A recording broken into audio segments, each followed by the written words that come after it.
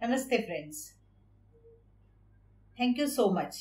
पिछले सभी वीडियो आपने बहुत लाइक किए, उसके लिए चलिए आज हम बात करते हैं आईवीएफ यानी टेस्ट ट्यूब बेबी के बारे में। आईवीएफ ट्रीटमेंट से लेके सरोगेसी तक की।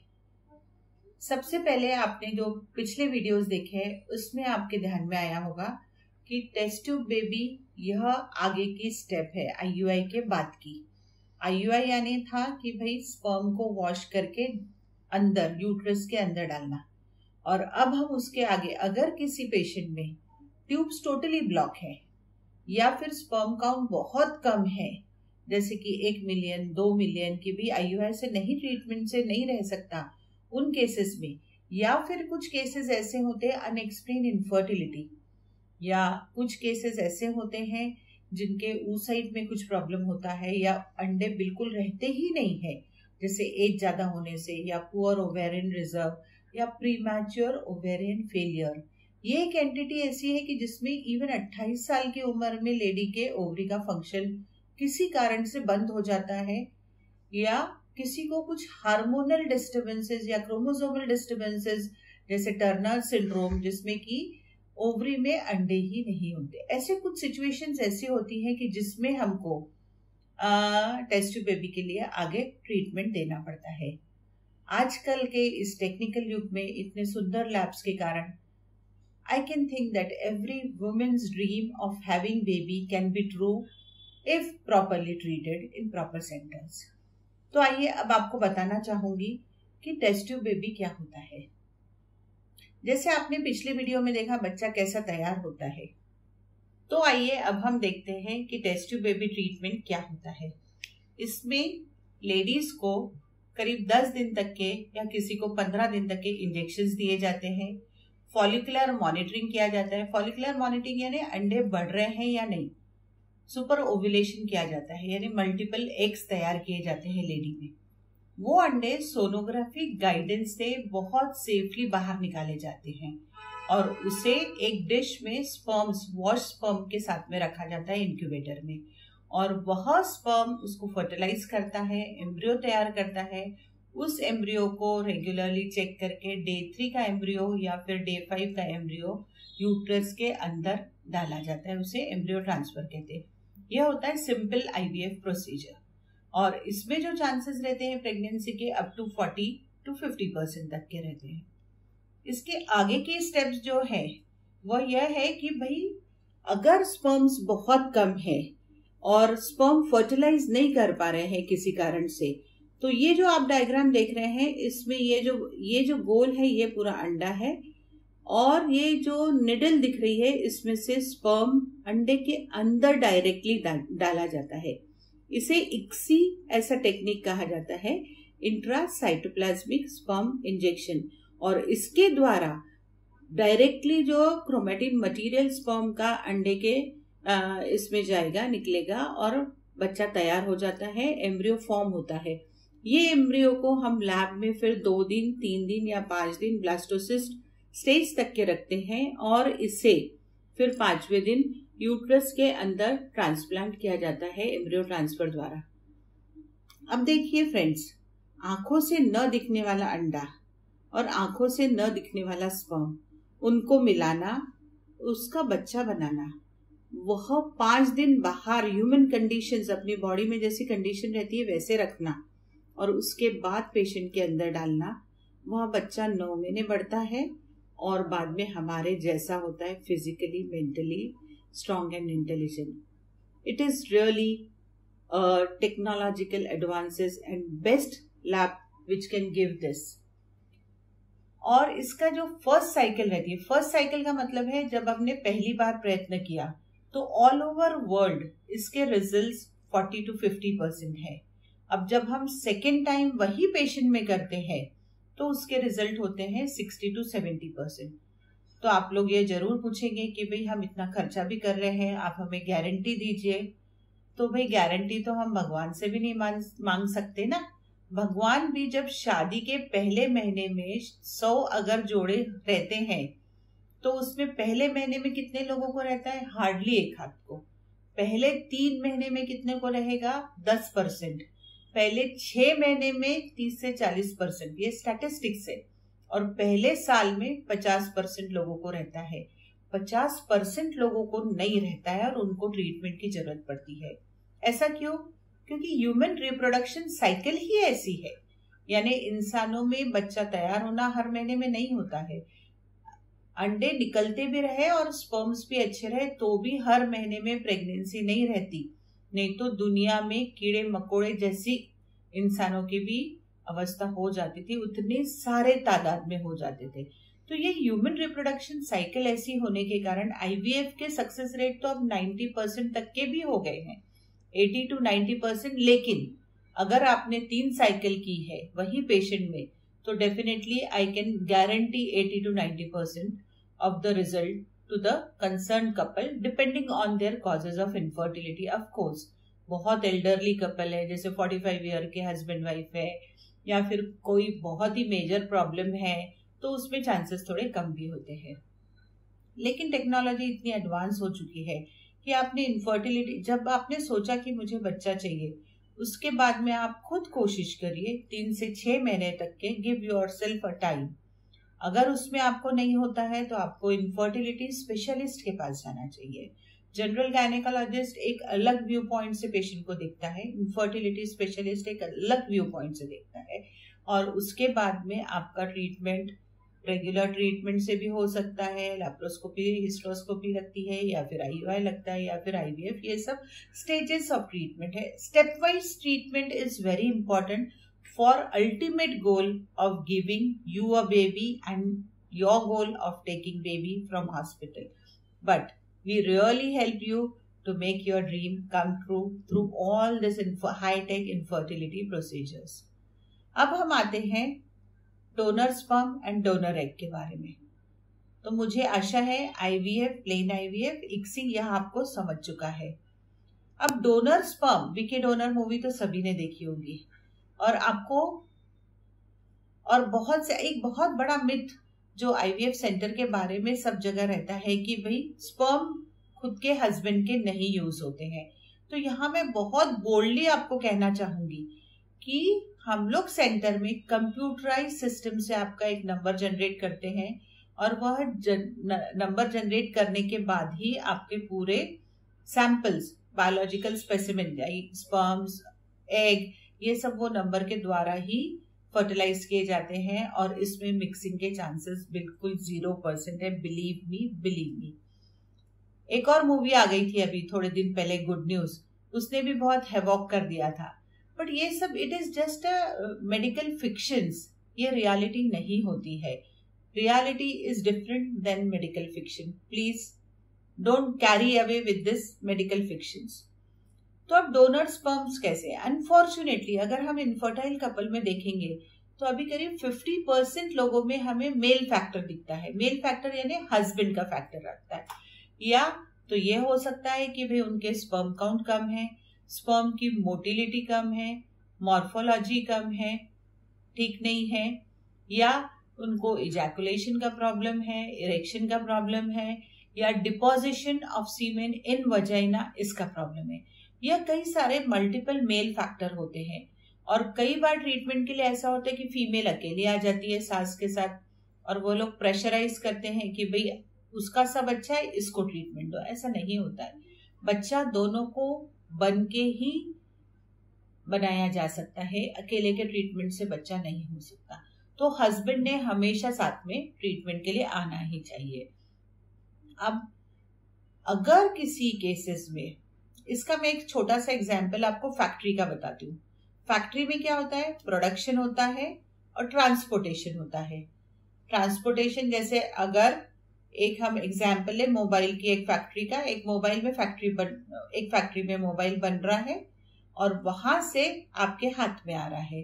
तो ये पूरी जो प्रोसेस है इसमें काफी चीजें इन्वॉल्व होती है। एक तो बनाने वाला इन्वॉल्व होता है, एक ट्रांसपोर्ट वाला इन्वॉल्व होता है, और तीसरा है एक सेलर जो आपको देता है। ठीक है, उसी तरह हम स्पर्म की फैक्ट्री के बारे में बात करते हैं।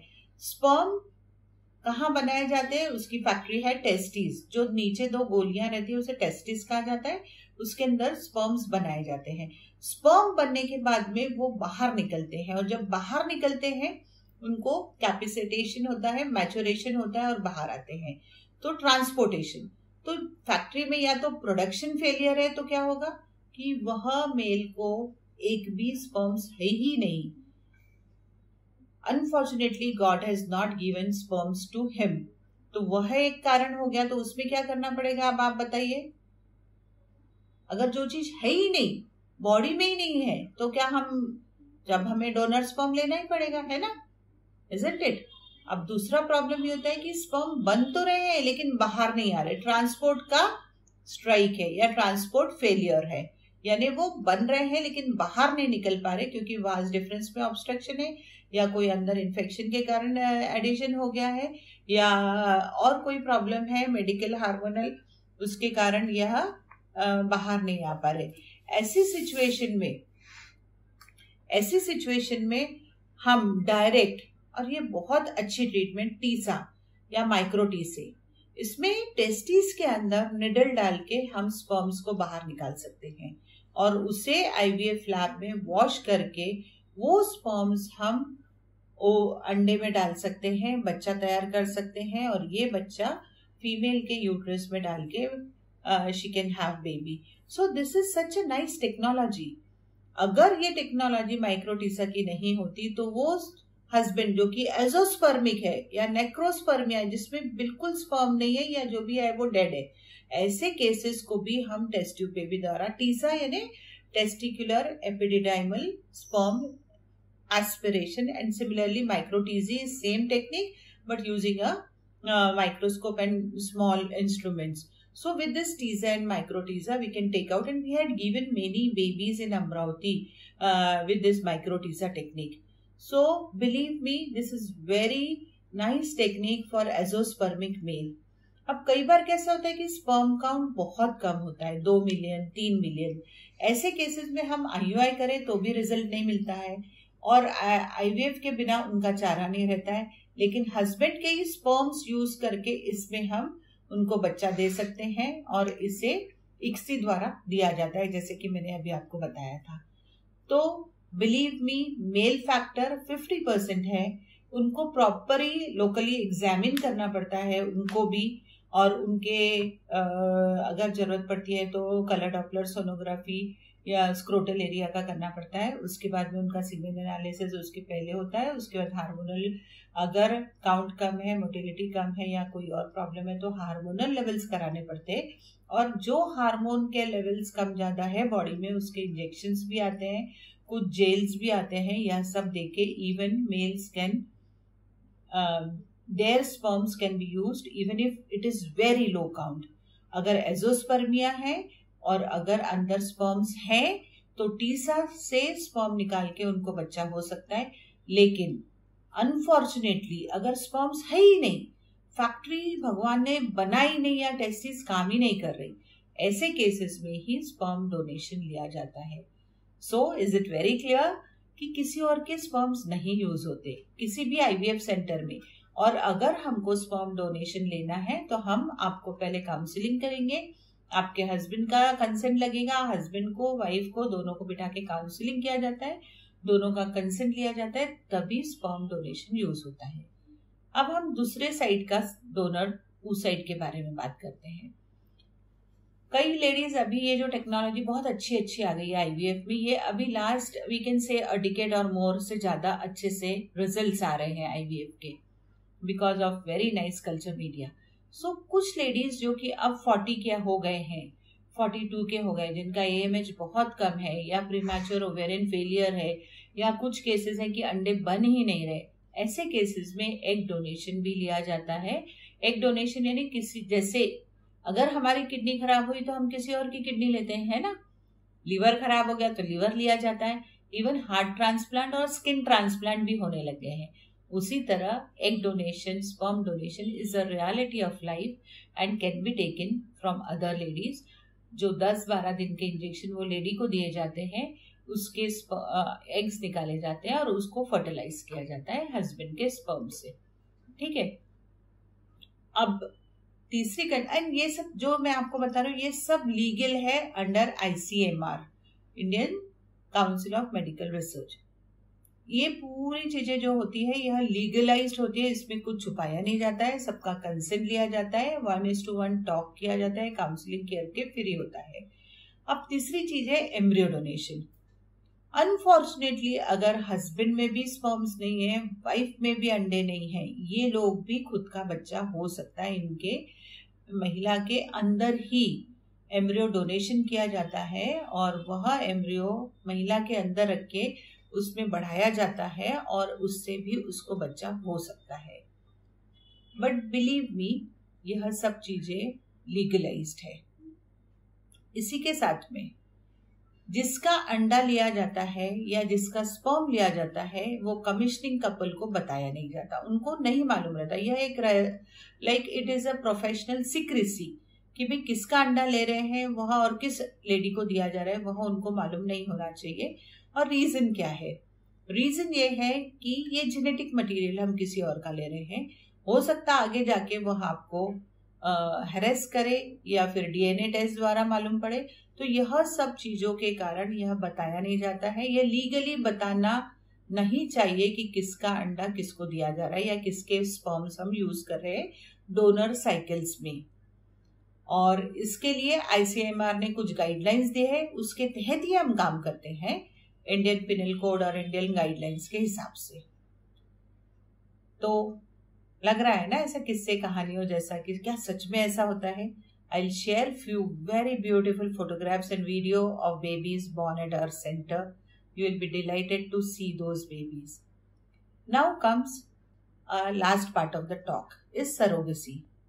सरोगेसी के ऊपर भी मूवीज बन चुकी है, तो आपको पता होगा सरोगेसी यानी किसी और के यूट्रस में दूसरे कपल का बेबी डाला जाता है, एम्ब्रियो ट्रांसफर किया जाता है और वह एम्ब्रियो 9 महीने बढ़ने के बाद तुरंत डिलीवरी होते से जो पेरेंट का है, जेनेटिक पेरेंट का, उनको दे दिया जाता है। सरोगेट को दिखाया नहीं जाता, प्लस सरोगेट की 9 महीने केयर वह कमिश्निंग पेरेंट लेता है और इसमें पेशेंट कैन सिलेक्ट सरोगेट। यहाँ पे पेशेंट का उसके हस्बैंड का, सरोगेट के उसके हस्बैंड का, इनका काउंसलिंग होता है, चारों लोग मिलते हैं, हम साथ में रहते हैं। अगर वो दोनों राजी होते हैं, दोनों कपल्स राजी होता है तो सरोगेसी किया जाता है। काफी सरोगेट बेबीज भी बॉर्न हो चुके हैं हमारे सेंटर से। तो and surrogacy is legalised if till date it was legalized with any couple, like surrogate could be any not related to a commissioning parent। यानी अगर मैं हिंदी में बोलना चाहूँ, अगर समझ लो ए नाम की पेशेंट है जिसे सरोगेसी करवाना है और जेड नाम की लेडी है, तो वह उनका कुछ रिलेशन ना रहे तो भी कमर्शियल सरोगेसी होती थी, जिसमें कि ए नाम की लेडी जेड नाम की लेडी को कुछ पैसे देके उसके एवज में उसका वूम रेंट किया जाता था। बट सोचिए किसको बच्चेदानी है ही नहीं। अब हमारे पास एक डॉक्टर कल आके गई जिसके अंदर यूट्रस भगवान ने दिया ही नहीं है, दोनों ओवरीज अच्छी है लेकिन उसे यूट्रस नहीं दिया। अब बोलिए वो कैसे मां बनेगी? And motherhood is a basic need, basic instinct of all living things on the earth. May it be human being, may it be animal, may it be even plant kingdom. They also reproduce. They also give birth to next generation to keep their thing going on. So, अब वो doctor के लिए क्या option रहेगा? Surrogacy is best option, isn't it? और ऐसे काफी लोगों में या तो यूट्रस रहता नहीं है, यूट्रस छोटा रहता है, यूट्रस के अंदर बहुत सिवियर एडिशंस हो जाते हैं कि जो प्रेगनेंसी को कैरी नहीं कर पाते। या हमारी एक पेशेंट थी, वो कलेक्टर थी और उसका ऐसा था कि उसको फर्स्ट डिलीवरी के टाइम पे बीपी इतना बढ़ गया था कि ऑलमोस्ट डेथ बेड से जाके वो वापस आई थी। And she said I don't want second pregnancy in me but I want surrogacy, and she got a baby out of it also, out of surrogacy. So ऐसे कुछ केसेस हैं जो शायद आप लोगों को पता नहीं हो, आपको लगता हो क्यों किया जाता है ये सब, लेकिन जब आप हमारे साथ में बैठते हैं और स्टोरी सुनेंगे या हमारे चेम्बर में पेशेंट से आके मिलेंगे तो आपको मालूम पड़ेगा। बहुत सारे अलग अलग प्रॉब्लम्स लेके पेशेंट आते हैं जिन्हें की सरोगेसी की जरूरत होती है। बट अभी आईसीएमआर ने थोड़ा सा सरोगेसी को लीगलाइज दूसरे तरीके से किया है, जिसमें कि आप सभी जानते हैं कि इवन विधानसभा में इसके रूल्स बनने पे चल रहा है, प्रोसीजर्स चल रही है, rules is yet to come but it will come in near future. अब सरोगेसी सिर्फ आपके ब्लड रिलेशन में की जा सकती है, लाइक आपकी सिस्टर और भाभी। और बट आई रियली फील आजकल वैसे ही तो 2-2 बच्चे या 1-1 बच्चे रहते हैं, तो कहाँ से वो भाभी या अपना, अगर उसका कोई भाई नहीं है, वो लड़की अकेली है, सिंगल चाइल्ड है, उसका भाई नहीं है, उसे सरोगेसी चाहिए, तो वो कहाँ से लेकर आएगी? सोचिए, यह भी एक सोचने लायक बात है कि अब ब्लड रिलेशंस बहुत कम हो गए, प्लस सब लोग अपने आप में इतने बिजी हो गए कि 9 महीने शायद अपनी फैमिली वालों के लिए डिवोट करना, because all are working, ladies and husbands both are working partner in the family, earning partner, working partner. So how can she take out 9 months to give it to her family members? So this is also a thought process we must put in before making a rule for surrogacy, and it's an desire of all infertility specialists all over India that people should think rational and practical while making these rules and regulation. So dear friends, आज की video में हमने आपको बताया IVF के बारे में, in vitro fertilisation, in simple language test tube baby, second है ICSI, intracytoplasmic sperm injection, third है donor sperm, donor egg and embryo donation, and fourth is surrogacy. I hope you few things are very, very clear with you. For any other thing, you can put your comments in the comment box. I'll surely answer those comments. Thank you so much. Enjoy parenting from me. Thank you.